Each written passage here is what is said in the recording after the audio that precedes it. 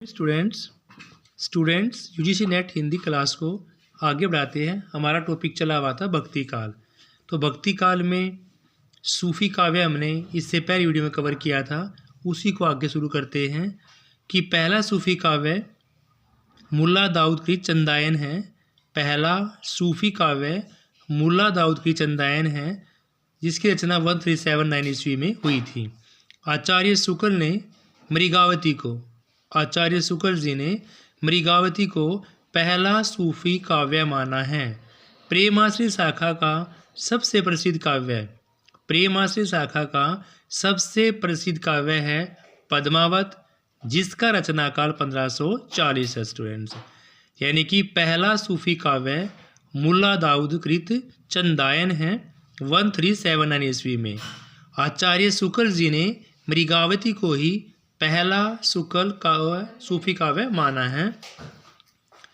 प्रेमाश्री शाखा का सबसे प्रसिद्ध काव्य पद्मावत है, जिसकी रचना काल 1540 है। फिर स्टूडेंट्स सूफी काव्य का कीर्ति स्तंभ जायसी की पद्मावत है स्टूडेंट्स। मलिक मोहम्मद जायसी, इनका जन्मकाल स्पष्ट नहीं है। मलिक मोहम्मद जायसी का रचना काल जन्म काल स्पष्ट नहीं है। ये प्रसिद्ध फ़कीर शेख मोहिदी के शिष्य थे और जायस में रहते थे स्टूडेंट्स। ये प्रसिद्ध फ़कीर शेख मोहिदी के शिष्य थे और जायस में रहते थे। जायसी कुरूप और काने थे। जायसी कुरूप भी थे और काने भी थे। इनका जीवन काल 1492 से 1542 ईस्वी माना गया है। किसका? जायसी का 1492 से 1542 ईस्वी माना गया है। जायसी बाबर शेरशाह के समकालीन थे। मलिक मोहम्मद जायसी बाबर शेरशाह के समकालीन माने जाते हैं। जायसी की प्रसिद्ध रचनाएं पद्मावत, अखरावट, आखिरी कलाम कौन कौन सी है? पद्मावत है, अखरावट है, आखिरी कलाम है स्टूडेंट्स। पद्मावत के बारे में जानते हैं। जायसी कृत पद्मावत सूफी काव्य का आधार स्तंभ मानी गई है। जायसी कृत पद्मावत सूफी काव्य का आधार स्तंभ है। इनकी रचना जायसी ने 1540 ईस्वी में की थी स्टूडेंट्स। पद्मावत को अन्योक्ति काव्य भी कहा जाता है, क्योंकि इसमें सभी पात्रों को आध्यात्मिक अर्थ में दिखलाया गया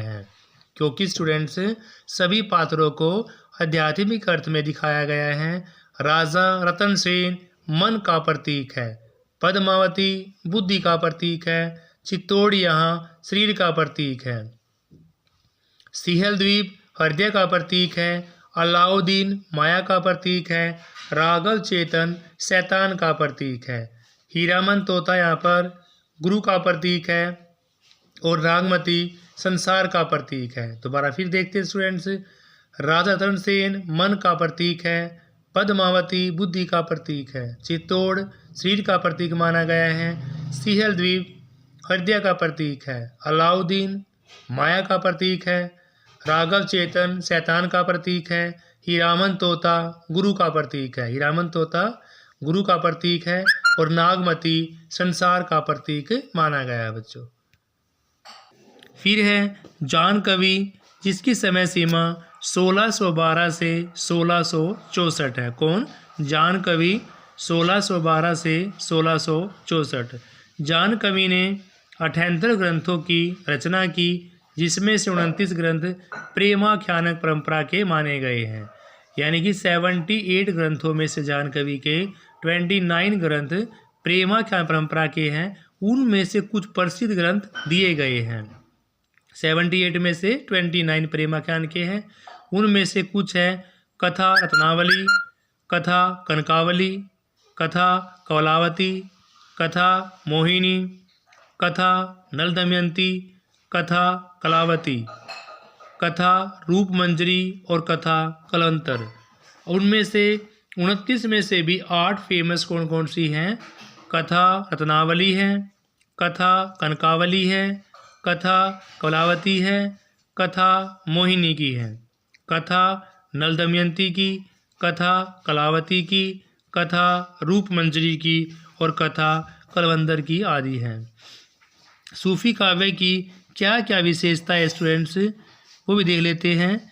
सबसे फर्स्ट है मसनवी शैली का प्रयोग किया गया। सूफी काव्य में मसनवी शैली का प्रयोग किया गया। स्वच्छंद प्रेम का चित्रण किया गया। प्रेमाख्यानकों का नामकरण प्राय नायिका के नाम पर रखा गया था। लौकिक प्रेम द्वारा अलौकिक प्रेम को प्राप्त किया गया। अवधी भाषा का प्रयोग किया गया। लोक पक्ष एवं हिंदू संस्कृति का चित्रण किया गया। श्रृंगार रस एवं वियोग रस की प्रधानता है दोनों में। खंडन मंडन की प्रवृत्ति का अभाव था। रहस्यवादी प्रवृत्ति थी। दोहा चौपाई शैली का प्रयोग किया गया स्टूडेंट्स। मसनवी शैली का प्रयोग किया गया। स्वच्छंद प्रेम का चित्रण किया गया। प्रेमाख्यानों का नामकरण नायिका के नाम पर रखा गया। लौकिक प्रेम द्वारा अलौकिक प्रेम को प्राप्त किया गया। अवधी भाषा का प्रयोग किया गया। लोक पक्ष और हिंदू संस्कृति का चित्रण किया गया स्टूडेंट्स। श्रृंगार रस और वियोग रस की प्रधानता देखी गई। खंडन मंडन की प्रवृत्ति का इनमें अभाव था। और नाइन्थ है रहस्यवादी प्रवृत्ति का प्रयोग किया गया। दोहा चौपाई शैली का प्रयोग किया गया। और जयसी का ग्रंथ आखिरी कलाम में कयामत का वर्णन है। जयसी का ग्रंथ कौन सा है? आखिरी कलाम, जिसमें कयामत का वर्णन किया गया है। जयसी की रचना अखरावट में प्रत्येक अक्षर को लेकर सिद्धांत निरूपण का कार्य भी किया गया है। जयसी रचना कौन सी है? अखरावट है, जिसमें प्रत्येक अक्षर को लेकर सिद्धांत निरूपण का प्रयोग किया गया है। जयसी ने पद्मावत में नागमती का वीर्य वर्णन इतनी मार्मिकता के साथ दिखाया है, इतनी मार्मिकता के साथ दर्शाया गया है कि इसको प्रेम का पीर कह दिया गया है। जयसी ने पद्मावत में नागमती के वियोग खंड को इतनी मार्मिकता से दर्शाया गया है कि इसका नाम प्रेम का पीर हो गया। स्टूडेंट्स प्रेमाख्यान परंपरा में माधवानल कामकंदला की प्रसिद्धि प्रेम पर इसके 3 ग्रंथ लिखे गए। प्रेमाख्यान परंपरा में माधवानल कामकंदला की प्रसिद्ध प्रेम कथा पर 3 ग्रंथ लिखे गए। 1527 में, 1556 में, 1584 में। 27, 56, 84। फर्स्ट का नाम है माधवानल कामकंदला गणपति 1527 ईस्वी में। दूसरा माधवानल कामकंदला कल्लोल 1556 में। और तीसरा है माधवानल कामकंदला आलम 1584 में।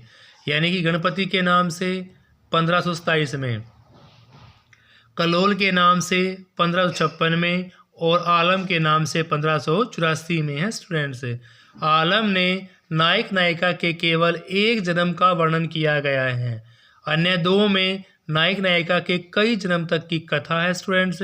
इसी परंपरा का एक ग्रंथ प्रेम विलास प्रेमलता की कथा मिलती है और इसकी रचना 1556 में जटमल के द्वारा की गई।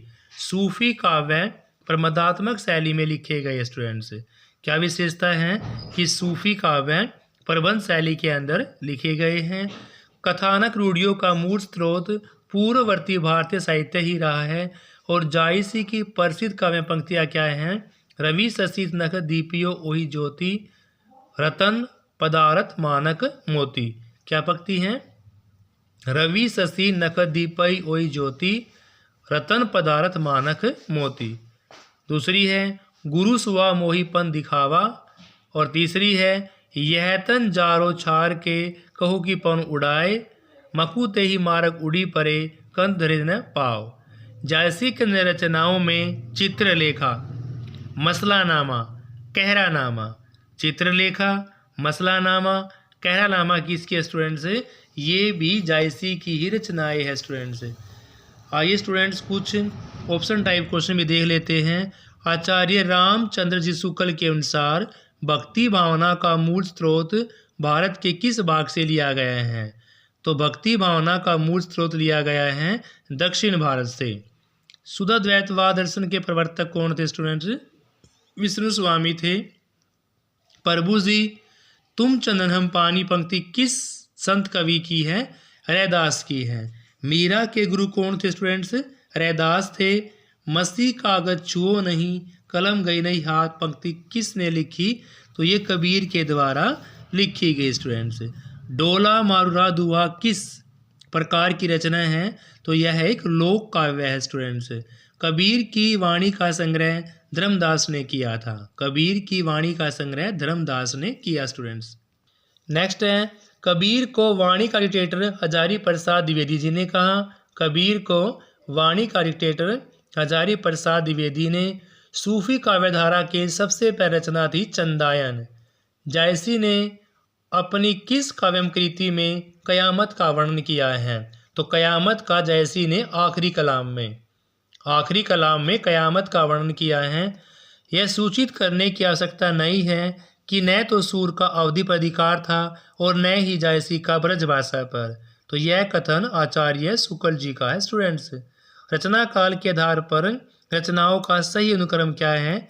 चंदायन, उसके बाद मृगावती, फिर मधुमालती और फिर आपका चित्रावली स्टूडेंट्स। चंदायन, मधुमालती, मृगावती के बाद मधुमालती और फिर क्या आएगा आपका चित्रावली।